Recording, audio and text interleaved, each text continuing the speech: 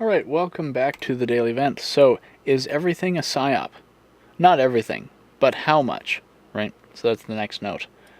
So, it seems like, as time goes on, and more truth comes out, so to speak, more and more stuff seems like it might be a Psy-op.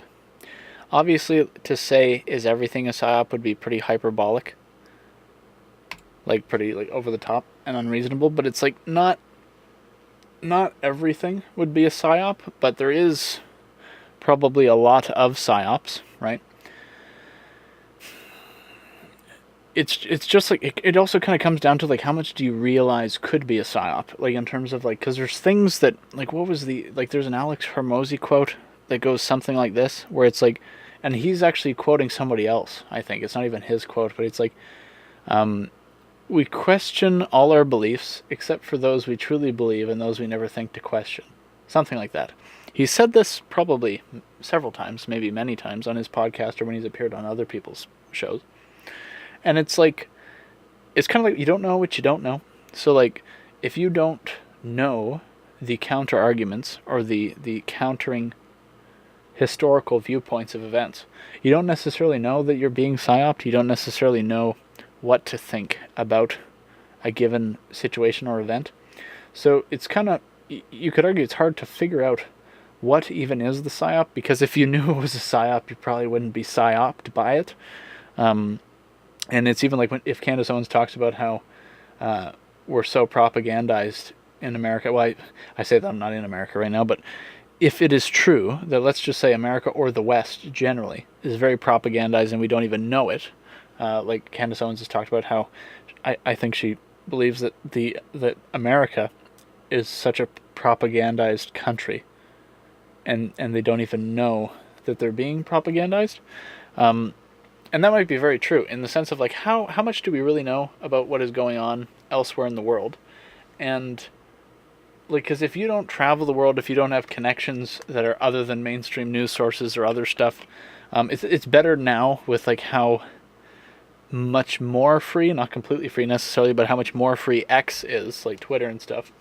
It's easier to figure out what might be potentially going on the ground in other places, as opposed to just whatever the mainstream media narrative is about things. But if you don't look into that stuff, it might be really easy to just kind of take whatever you're being fed from up top on certain issues, and then how would you know any better, right? News person says XYZ group did this to other group. Did that really happen that way, right? So it's you don't know what you don't know, necessarily. Is everything a psyop? I think that the answer is probably more is a psyop than we may think. But is everything? I don't think everything can be a psyop, but there's probably a lot of psyops. It's not everything is fake, but much things probably are. A lot of things probably are, right?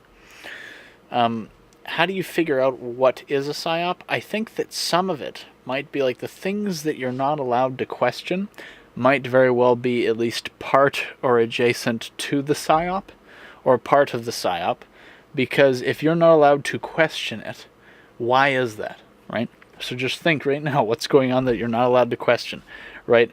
And it usually is something that's risky or taboo. Oh, you're not supposed to say bad things about etc.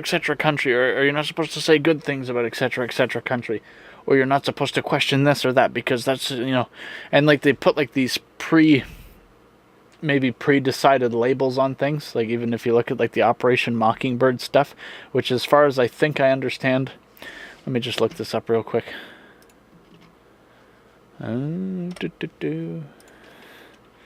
Operation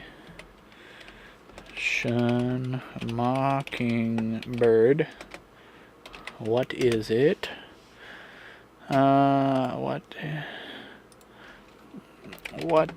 is Operation Mockingbird? Alright. Operation Mockingbird was a covert United States Central Intelligence Agency. The good old CIA always meddling in things. Oh, there's where most of your psyops probably come from, whether it's directed at other people or at us.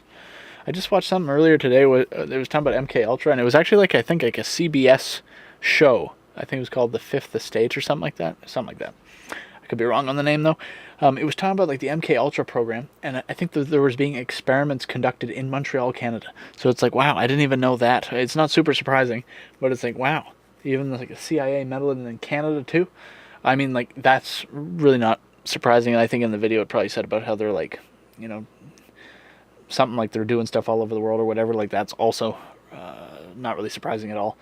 I don't know if they said it exactly that way, that the CIA is doing stuff all over the world. They might have used different words or said something a little bit different, but it's probably something like that. Again, not really surprising. CIA seems to be meddling in a lot. So, CIA operation that aimed to influence the media and shape public opinion during the Cold War era. And isn't that interesting? Like, think about it. Like, wouldn't they love for us to think that it ended there, right? Oh, how could it ever be continuing to modern day, right? But isn't that maybe just the case? Yeah, probably. No, I think it's almost like a definitely, actually. Just look at COVID. Like, how many people in news stations? Did you ever see that video on Twitter where it's like 20 or 30 or 50 or however many news station clips side by side, and it's like they're all saying like the same thing word for word, same script, stuff like that. And it's like, you tell me that stopped in the Cold War. Everybody's saying the same thing. The operation, which began in the 1950s and continued until the 1970s, involved the CIA recruiting and funding journalists, editors, and publishers to publish articles and stories that favored the U.S. government's perspective and interests. Because that totally doesn't happen nowadays. See, this is another thing. Is the idea, like, because it might sound like something that people would dismiss really quickly. Probably less now, because after everything that's happened in the past 4 years, hopefully more people than ever are willing to be like, you know what, no, that might actually just be what's happening. But when it's like, you know, the idea of like CIA recruiting and funding journalists, right? And it's like, are you really a journalist if you're being recruited and funded by the CIA?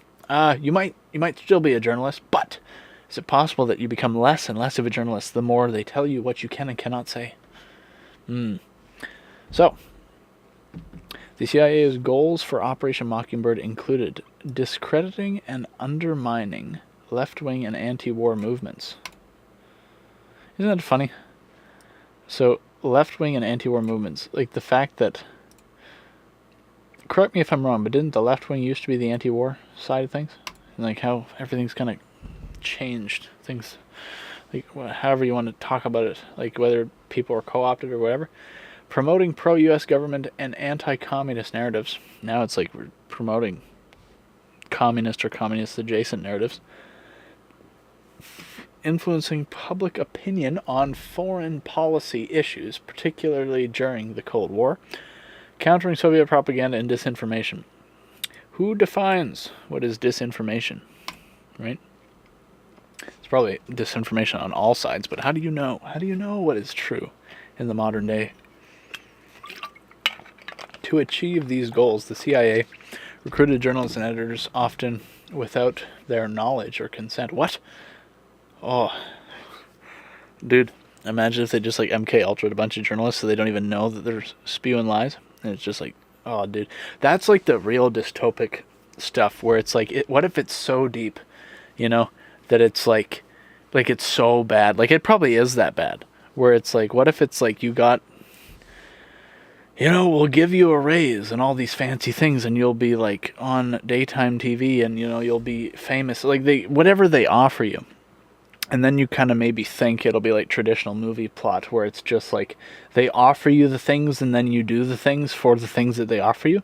But what if that's just to get you in the door, and then they like strap you down to a table and pump you full of drugs and all this other kind of psychotic stuff, and then it's like you're like a husk or a hollow person that is just brainwashed into, like, against your will, doing the will of the CIA or the deep state or whatever. Is probably all the same thing.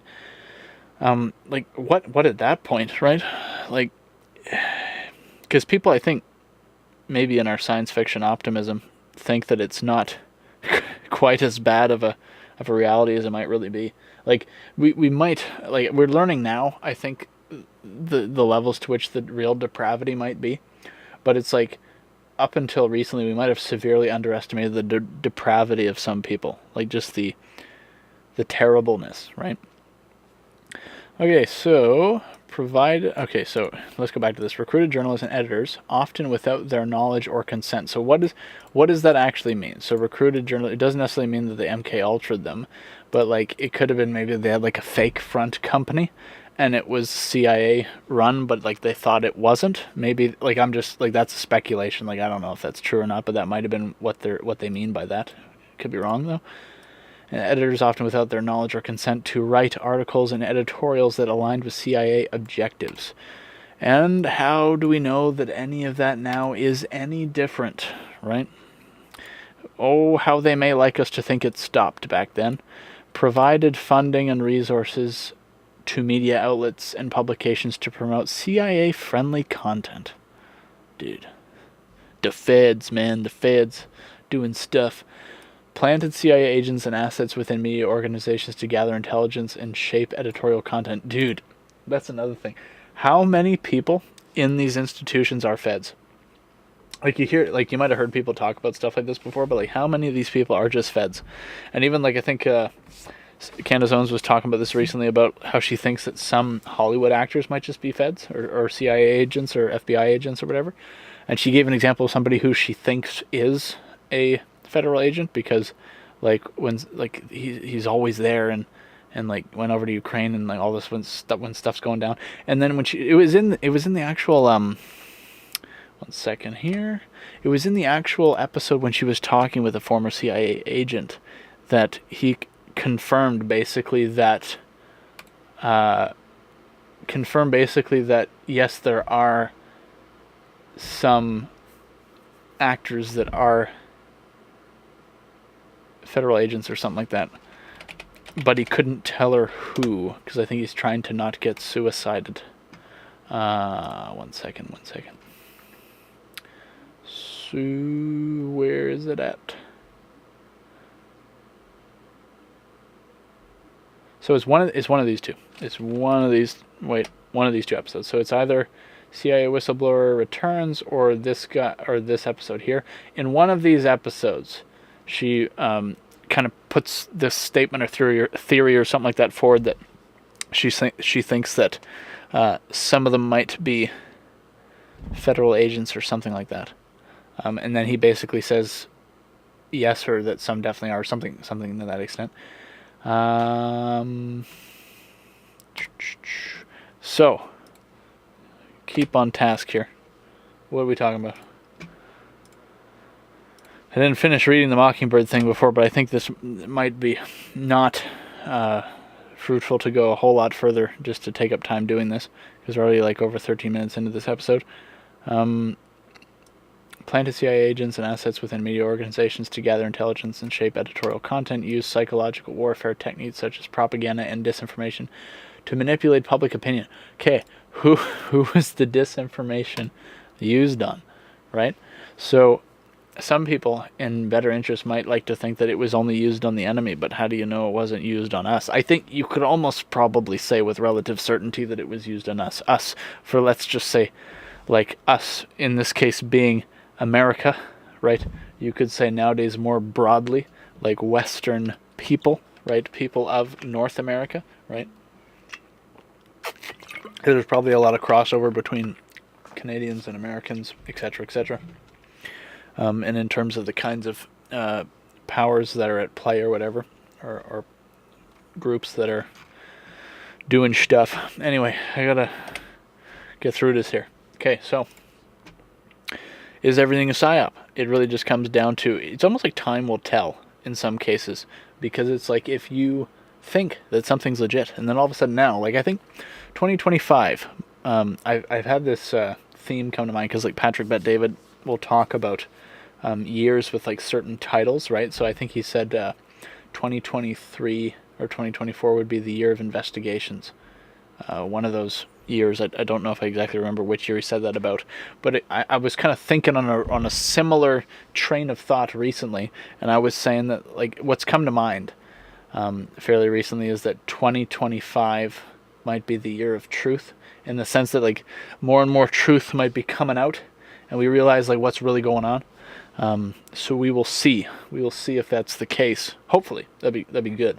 But it's kind of like, do you want the whole truth or do you want simpler times? You might not be able to get both. I probably will be doing episode more in depth on this. Maybe later. We'll see. But determining what is a psy-op is more of like a test of time and level of research, and it's almost kind of like how many people are willing to be the first in on a topic and like take the heat for it to kind of like expose it. Like how many people are willing to be kind of like a Candace Owens or any of these other people, whether it's Patrick Bet-David's crew or anybody else that maybe is even taking more risks than them. Some people might say Alex Jones, some people might say like just pick somebody who, like, because you name certain names, then people might be like, oh, this person is so and so and such and a bad guy and blah blah blah for all these reasons that they think it justifies it, whatever. Like, pick somebody that is, whether you like them or not, that is like taking risks to try to expose the truth about something. And then we all kind of argue about like what is the truth about something, right? But it's like, how many people are willing to be like those people, in the sense at least of being the first ones to be willing to charge into a room on a topic. Charge into a room, maybe metaphorically speaking here, where it's like, how many people are willing to be the first in on a topic, take all the heat, take all the hate, go through the crap to get people talking and expose, the important questions on the issue. Like, how many people were willing to, during COVID, come out and take the heat for coming against lockdowns, the vaccine mandates, all this stuff. Like, how many people are willing to come out and be the first ones to just take the heat on it to get people talking about it? Because if everybody looks to somebody else or waits for somebody else to do something, then maybe nobody will do anything. That could be possible. So like, and that would probably be quite bad. So, it's like you got to have courage to do what we're supposed to do. So we should seek God and figure out, what are we supposed to be doing, right? What are we supposed to be doing? What are we supposed to be doing, right? So I'll leave that there. Thanks for watching.